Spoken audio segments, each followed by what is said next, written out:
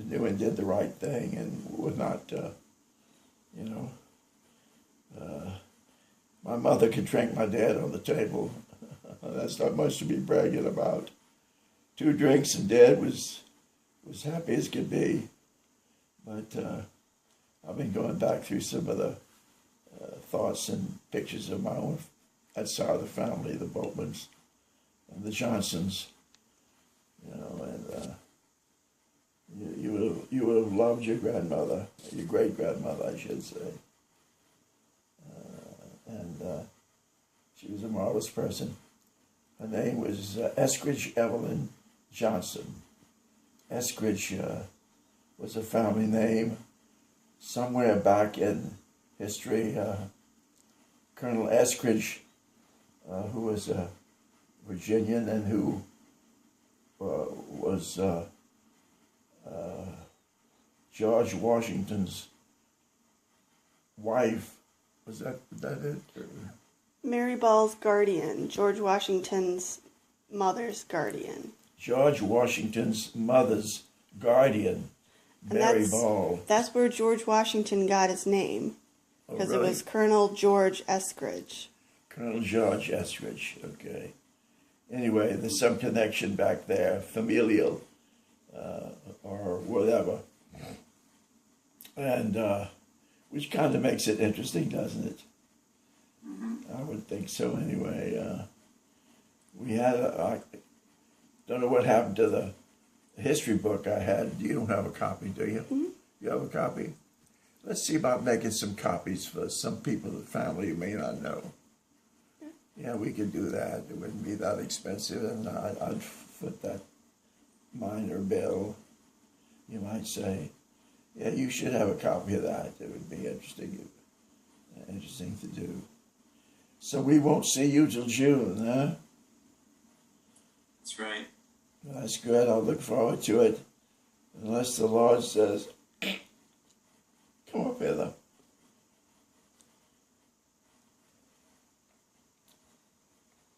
Are you looking forward to it? Yes, of course. I am too, but I probably have a lot longer to go. I would get at your age, yes. Yeah.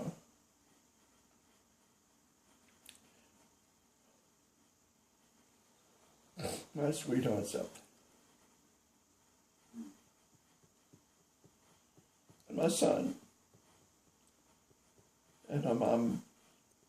And hopefully my dad. This is an interesting thought. I'd like you to think about this and let me know what your comment would be. Perhaps my dad. All the relatives on my mother's side were probably Christian. I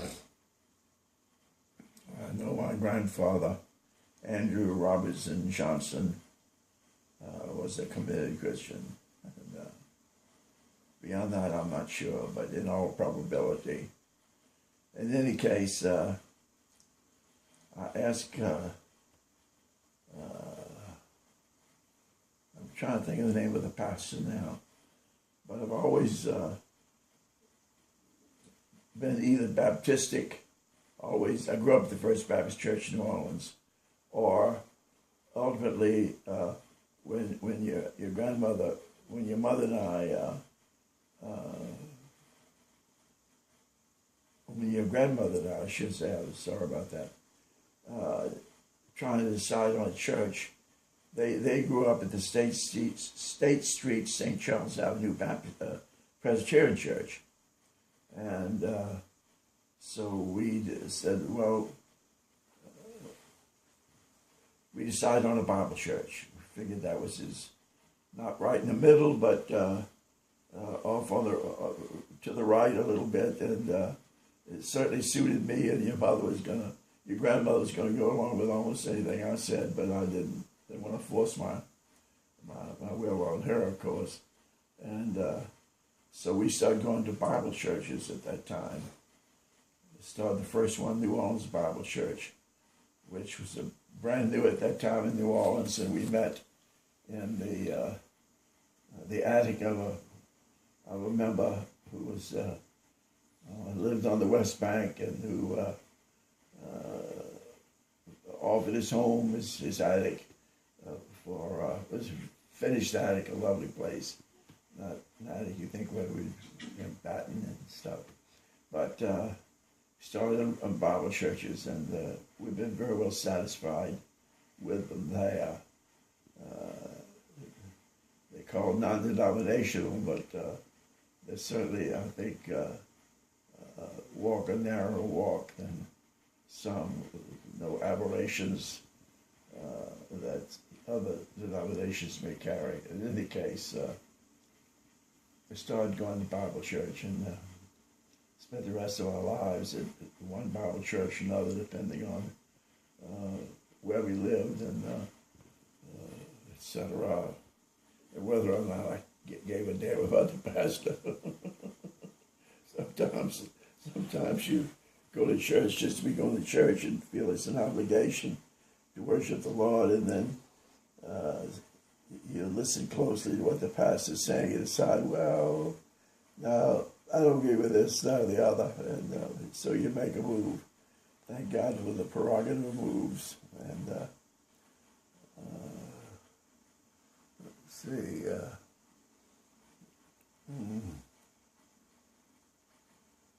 If I lived in New Orleans right now, I'd be going to to a Bible church, to a little Bible church where there are probably no more than a dozen and a half people on a Sunday evening, but maybe as much as 75 or 100 in the morning. Imagine.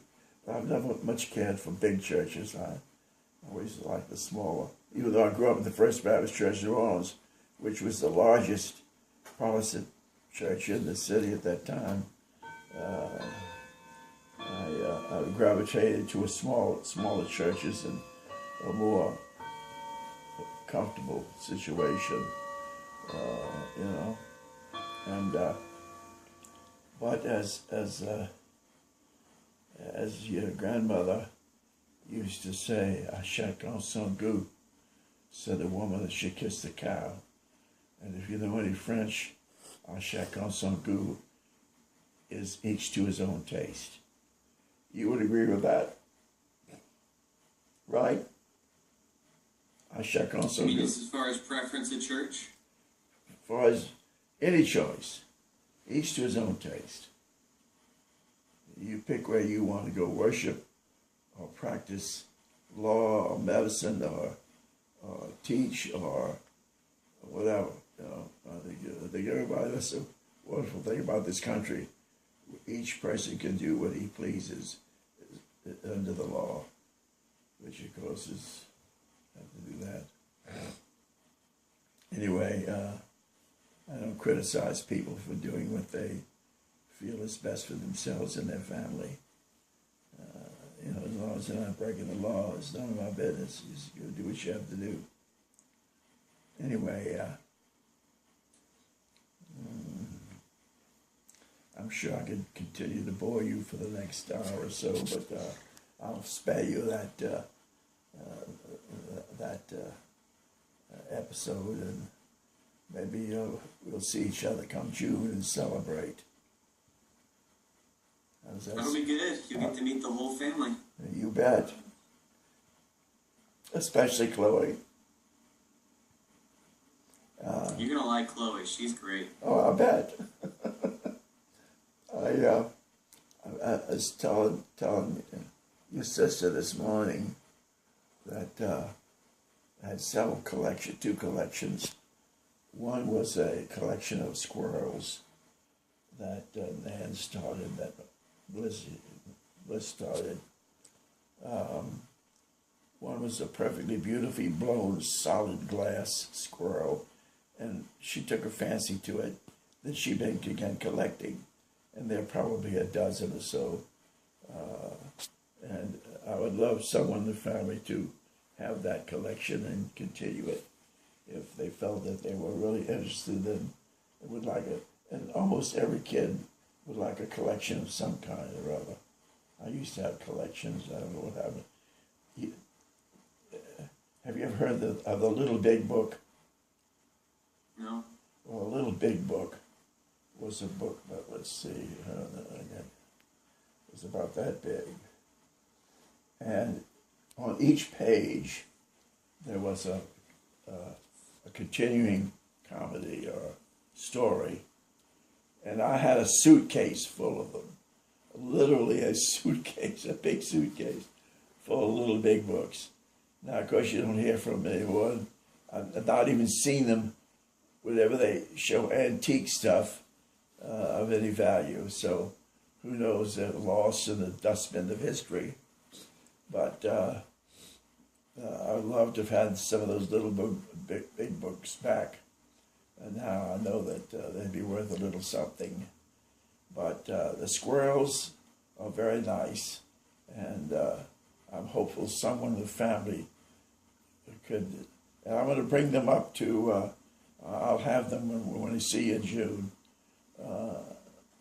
I'm sure, but we'll have them, and if any of the kids is interested in them, shows an interest and would like to continue the collection, as it were, as a little hobby, they're certainly more than welcome to them. And, probably Michael, right? Don't you think Michael would love them? What do you think? Bill! Well, you gotta wait till we have a bigger house, grandfather. Our house is absolutely packed. I know it is. Too many people, too little space. We're not collecting anything except children. Okay. Well, suit yourself, as they say. A chacun son goût. That's a good French phrase. Each to his own taste. Are you fluent in Spanish? I'm not fluent. I can get by, but I'm not fluent. Yeah. Yeah. You would not either lose, get lost, or starve to death. In other words. I think I'd be able to survive, but not. I wouldn't be able to run a business or anything like that. Well, you ought to be expected to, since you weren't educated to it. But I'm looking forward. Should the Lord allow me the privilege of another few months, another 6 or 7 months, then I'll look to see you up in Jefferson City in June. And I look forward to it. Likewise. And if there's room in the car, unlikely, but always a faint possibility, you might bring a little Tex-Mex food up with you. I would taste for that, but you can't get it here, believe me. Well, prepare them for me. I'm not formidable, but and I'll try not to be overpowering. But I do want to give Chloe my blessing with a kiss on the head. Okay.